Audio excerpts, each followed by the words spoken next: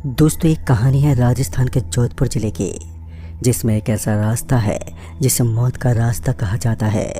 दरअसल विक्रम के गांव से लगभग 25 किलोमीटर की दूरी है ये रास्ता है। विक्रम बचपन से इस शहर में ही रहता था, इसलिए वो गांव ना तो इतना आता था और ना ही गांव के बारे में इतना जानता था। उसका पूरा परिवार उसके जन्म के कुछ दिन बाद ही उसके पिता की नौकरी शहर में लगने के कारण वहाँ पर शिफ्ट हो गए थे। हालांकि वो कभी कभी गांव आता था, लेकिन सिर्फ अपने दादा दादी और अन्य लोगों से मिलकर चला जाता था। धीरे धीरे वो शहर में बड़ा हो गया, स्कूल पास किया और उसके बाद कॉलेज चला गया। उसकी कॉलेज की ज़िंदगी भी ऐसे ही चल रही थी, लेकिन उसे अब ये सब बोर करने लगा था। इसलिए उसने सोचा कहीं दोस्तों के साथ एक ट्रिप प्लान करते हैं। उसके कॉलेज में बहुत दोस्त थे, लेकिन उसका एक कॉलेज ग्रुप था जिसमें उसके खास दोस्त थे। वो हमेशा कॉलेज में साथ रहते थे। उस ग्रुप में 6 लोग थे। विक्रम के अलावा 2 लड़कियां और 3 लड़के थे। लड़कियां अंजलि और प्रियंका थे और लड़के विकास, आकाश और दीपक थे। उनका ग्रुप कॉलेज में काफ़ी फेमस था क्योंकि वो हमेशा साथ रहते थे और सभी पढ़ाई में भी अच्छे थे। उसने अपने दोस्तों से घूमने की बात की तो सबने बोला हाँ चलते हैं ना। वैसे भी बारिश का मौसम है, लेकिन कहाँ जाएं ये डिसाइड नहीं हो पा रहा था। विक्रम बोला मेरे गांव से आगे लगभग 70 किलोमीटर दूर बहुत अच्छे पहाड़ी इलाका है, वहाँ पर बहुत मज़ा आएगा। क्योंकि वहाँ आसपास तालाब, झरना भी था, तो सबने हाँ कर दे। दोस्तों, ये जगह उस मौत के रास्ते से काफ़ी आगे थी और इसका रास्ता भी अलग था। लेकिन विकास आते टाइम अगर विक्रम के गांव जाना हो तो इस रास्ते से शॉर्टकट पड़ता है। सबके परिवार वालों ने उन्हें जाने दे दिया था, लेकिन विक्रम के फैमिली वालों ने उसे साफ बोला था कि तुम घूम कर आ जाओ, लेकिन उस रास्ते पर मत जाना। कुछ भी हो जाए पर उस रास्ते की तरफ जाने के बारे में सोचना भी मत, क्योंकि वो तो उस रास्ते के बारे में जानते थे। विक्रम ने भी उन्हें प्रॉमिस बोला और फिर उन्होंने एक ट्रिप पर जाने के लिए गाड़ी का इंतज़ाम कर लिया और वो वहाँ से चल पड़े। उन्होंने ड्राइवर रखा था ताकि गाड़ी चलाने की प्रॉब्लम उन्हें ना हो। फिर वो वहाँ से निकल पड़े। उन्होंने एक दिन का प्लान बनाया था कि शाम को वापस आ जाएंगे, इसलिए वो सुबह ही निकल पड़े। लेकिन उन्हें क्या पता था कि ये ट्रिप उनकी ज़िंदगी तबाह कर देगा। वहाँ वो लोग पहुँच गए और वहाँ उन्होंने खूब मस्ती एंजॉयमेंट किया, काफ़ी मज़े किए। तभी उनके ड्राइवर को कोई अर्जेंट काम आ गया था, इसलिए उस दिन बीच में ही जाना पड़ा। तो उन्होंने उसे जाने दिया और सोचा हम खुद ही चला लेंगे। अब घूमते घूमते उन्हें शाम होने को आई। उनकी मस्ती में उन्हें पता ही नहीं चला कि रात काफ़ी हो गई थी। फिर वो आने के लिए वापस निकल पड़े। गाड़ी विकास चला रहा था। वो रास्ते में बोला यार आज बहुत ज़्यादा थक गए हैं, अब गाड़ी चलाने की हिम्मत नहीं है, क्यों ना कहीं पर रुक जाएं। तभी विक्रम को ख्याल आया कि उसका गांव रास्ते में ही पड़ता है, क्यों ना वहीं पर रुक जाएं। वो अपने दोस्तों से बोला चलो ना मेरे गांव चलते हैं, वो यहाँ से ज़्यादा दूर नहीं है।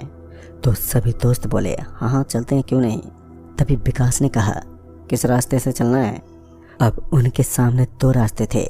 एक तो वो जिस पर वो आए थे, लेकिन उस रास्ते से उन्हें गांव जाने के लिए काफ़ी आगे जाना था, फिर वापस आना पड़ता, तो उन्हें काफ़ी समय लग जाता। और ये एक रास्ता जिसे खौफनाक रास्ता भी कहा जाता है, जिसमें से उनका गांव थोड़ी ही दूर था। लेकिन विक्रम ने मना कर दिया कि इस रास्ते से नहीं चलेंगे। तो दीपक बोला अगर इस रास्ते से जल्दी पहुंच जाएंगे तो इस रास्ते से क्यों नहीं चलेंगे। तो विक्रम बोला बस नहीं चलेंगे यार इस रास्ते से। तो उसके दोस्तों ने काफ़ी पूछने पर उसने बताया कि इस रास्ते पर एक्सीडेंट हुआ था एक बार, जिसमें एक छोटी बच्चे और उसकी माँ मर गई थी। तब से कहते हैं कि जो भी इस रास्ते पर गया है वो आज तक वापस नहीं आया। उन माँ बेटे की आत्मा सबको मार देती है वहाँ पर। दोस्तों, ये सब सुनकर सभी हंसने लगे और बोले तो कौन से ज़माने में जी रहा है यार, बहुत आत्मा कुछ भी नहीं होता है। तभी विक्रम बोला यार मेरे मम्मी पापा ने मुझे ये सब बताया है, इसलिए मैं इस रास्ते पर नहीं चलूँगा। तो उसके दोस्त बोले चल ठीक है यार, हम रास्ते पर गाड़ी नहीं रोकेंगे, सीधा चलते रहेंगे, और वैसे भी इतनी रात हो गई है और अब सब थक भी गए हैं, और अगर आगे से घूम कर आए तो 1 घंटा और लगेगा तेरे गाँव जाने के लिए, तो ये छोटा रास्ता है, इसी रास्ते से चलते हैं। सब उसे काफ़ी समझा रहे थे। तभी एक बाइक वाला उसी रास्ते से निकला। विक्रम को लगा शायद कुछ नहीं होगा और वो चले गए, लेकिन उन लोगों ने जानबूझकर ओखली में सिर दे दिया था। वो थोड़ी दूर गए होंगे कि तभी विक्रम ने गाड़ी के शीशे में देखा तो उसे ऐसा लगा कि कोई उनकी गाड़ी के पीछे पैदल भाग रहा है। उसने पीछे देखा तो उसकी आंखें बाहर आ गईं क्योंकि एक छोटी सी बच्ची उनकी गाड़ी के पीछे हंसते हुए भाग रही थी। ये सब देखकर विक्रम की तो आवाज़ ही नहीं निकली और तभी उसने सब दोस्तों को जगाया क्योंकि सभी थके हुए थे इसलिए वो सो रहे थे। बस विकास गाड़ी चला रहा था। उसने काफ़ी कोशिश की तब वो बोल पाया कि एक बच्ची हमारी गाड़ी के पीछे भाग रही है तो गाड़ी रोक दो। और सबने देखा कि लेकिन वहाँ कोई नहीं था। अंजलि बोली कि ये सब तुम्हारे दिमाग ने सोचा है क्योंकि तुम अभी उन्हीं के बारे में सोच रहे थे इसलिए तुम्हारा वहम है। सब गाड़ी से उतरे और विक्रम भी उतरा लेकिन वहाँ पर कोई नहीं था। लेकिन तभी सबने देखा सच में कितना भयानक रास्ता था। वो दूर दूर तक अंधेरा था और कोई भी नहीं था। लंबे लंबे पेड़, ऐसा लग रहा था वो किसी हॉरर शो में खड़े हों। सभी गाड़ी में बैठे लेकिन अब गाड़ी स्टार्ट ही नहीं हो रही थी। विक्रम तो इतना ज़्यादा डर गया था कि उसके तो पसीने छूटने लगे। तो सभी ने बोला कि बारिश का मौसम है, प्रॉब्लम हो गई होगी, चलो सभी धक्का लगाते हैं। इस बार आकाश ड्राइविंग सीट पर बैठा और सभी धक्का लगाने लगे। सभी धक्का लगा ही रहे थे लेकिन गाड़ी स्टार्ट ही नहीं हुई। तो विक्रम बोला मैं अपने दादाजी को फ़ोन करता हूँ, वो गांव से किसी को भेज देंगे। तो सभी ने बोला ठीक है लेकिन विक्रम का फ़ोन स्विच ऑफ था। तभी उसने प्रियंका का फ़ोन मांगा लेकिन उसमें नेटवर्क नहीं था। तभी सबने अपना फ़ोन देखा तो किसी के फ़ोन में नेटवर्क नहीं था। तो सभी को अब डर भी लगने लगा था क्योंकि उस रास्ते में अब अजीब से आवाज़ें जो आ रही थी और वो रास्ता और भी डरावना हो रहा था। तभी आकाश को सामने एक बाइक खड़ी दिखी जिसकी लाइट चल रही थी। तभी सभी ने सोचा कि वो बाइक उसी की होगी जो उनसे पहले आई थी। वो सभी हिम्मत करके धीरे धीरे उसके पास गए लेकिन उस बाइक के आसपास कोई नहीं था और उसकी लाइट ऑन थी और वो जल बुझ रही थी। सभी ने सोचा वो आदमी टॉयलेट करने गया होगा लेकिन ऐसे रास्ते पर और भी सभी डर गए और अपनी गाड़ी की तरफ गए लेकिन उनकी गाड़ी वहाँ पर नहीं थी। अब सबकी हालत ख़राब होने लगी और सबको डर लगने लगा।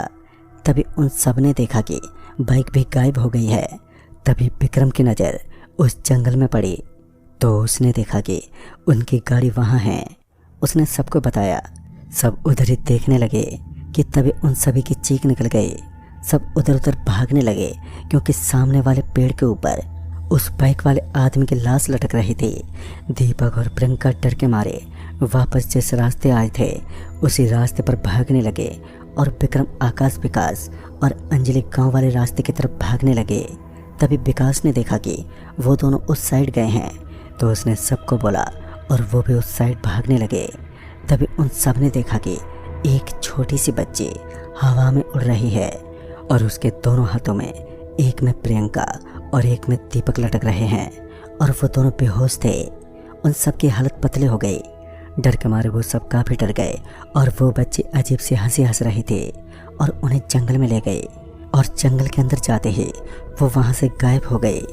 ये सब देखकर वो डर गए। उनके समझ ही नहीं आया कि अब वो क्या करें। तभी उन्होंने फिर से देखा कि कोई उनके पीछे उड़ रहा है और जब वो पीछे मुड़े तो उनके पीछे एक औरत उड़ रही थी। उसको देखकर सभी के होश उड़ गए। अंजलि बेहोश हो गई और वो औरत उन सब के ऊपर इधर से उधर उड़ने लगी। अब विकास अंजलि को संभालने लगा। तभी वो औरत ज़ोर ज़ोर से हंसने लगी और उसने बाइक को हवा में उठाकर आकाश की तरफ फेंका लेकिन आकाश बच गया। वो औरत उनके ऊपर उड़ रही थी और हंस रही थी। सबको लगने लगा था कि आज उनकी आखिरी रात है। उस औरत का चेहरा बहुत ही डरावना था जिस कारण से अंजलि बेहोश हो गई थी। इतनी गहरी रात में कोई भी ऐसा सब देखकर बेहोश हो ही जाता है कि विकास और विक्रम ने देखा कि वो औरत धीरे धीरे उनकी तरफ नीचे उतर रही थी। विकास और विक्रम अंजलि को संभालते हुए अभी भी वहीं खड़े हुए थे क्योंकि वो अंजलि को छोड़कर भी कहीं पर नहीं जा सकते थे और उनके दो दोस्त दीपक और प्रियंका का भी अभी कुछ अता पता नहीं था। और वो औरत नीचे उतरकर उनकी तरफ बढ़ने लगी। वो जैसे ही नीचे उतरी और उन दोनों के पास गई, वो उन तीनों को उठाकर वापस से उड़ते उसी तरफ गए जिस तरफ वो छोटी बच्ची दीपक और प्रियंका को लेकर गई थी। वहाँ जाकर उसने उन सभी को एक पेड़ के पास नीचे गिरा दिया। तभी विक्रम ने देखा कि दीपक और प्रियंका अभी भी बेहोशी थे और वहीं पर पड़े हुए थे। अब विकास और विक्रम ही बस होश में थे, बाकी उन तीनों को अभी भी कोई होश नहीं था। वो दोनों काफ़ी डरे हुए थे। तभी उन्होंने देखा कि वो छोटी सी बच्ची और वो औरत उन्हीं की तरफ आ रहे थे, पर इस बार उनका रूप पहले से बदला हुआ था और इस बार और भी ज़्यादा खौफनाक था। उन दोनों का अब पूरा का पूरा शरीर नीला पड़ा हुआ दिखाई दे रहा था और गर्दन और हाथ पैर टेढ़े हो रखे थे। नाखून भी काफ़ी बड़े थे, सिर से खून भी निकल रहा था और वो दोनों उन आत्माओं को अपनी तरफ आता देख अपने बाकी के दोस्तों को होश में लाने लगे। अब उनके दोस्तों को भी होश आ रहा था और जब तक उनके दोस्तों को होश आया तो वो आत्मा उनके काफ़ी पास आ चुके थे। वो अपने नाखूनों को आगे करने लगे और वो बच्चे आगे आई और विकास का गला दबाने लगे। हम सब बहुत कोशिश करने लगे, पर उस बच्चे में हम सबसे ज़्यादा ताकत थे। इस कारण हम उस बच्चे से विकास को छुड़ा नहीं पा रहे थे कि तभी विकास को याद आया कि उसके पापा ने उसे एक बार कहा था कि उनकी कुल देवी का नाम लेने से भूत प्रेत उनसे दूर हो जाते हैं। तभी विक्रम चिल्लाकर विकास से कहने लगा कि वो अपने मन में कुल देवी का नाम ले, और जब विकास ने अपने मन में कुल देवता का नाम लेना शुरू किया तो उस बच्ची ने उसका गला छोड़ दिया। विकास जोर से ज़मीन पर गिर गया और उसके दोस्त उनके पास आए। अब सभी लोग अपने मन में कुल देवी का नाम ही ले रहे थे कि तभी अचानक से वो औरत और वो बच्चे अपने आप ही पीछे की तरफ जाने लगे।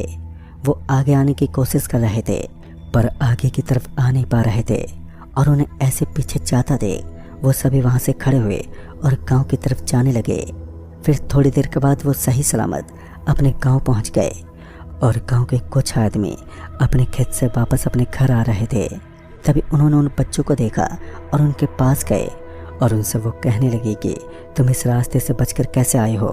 फिर वो सभी दोस्त विक्रम के दादाजी के घर गए और वहाँ पर सभी को पूरी घटना के बारे में बताया।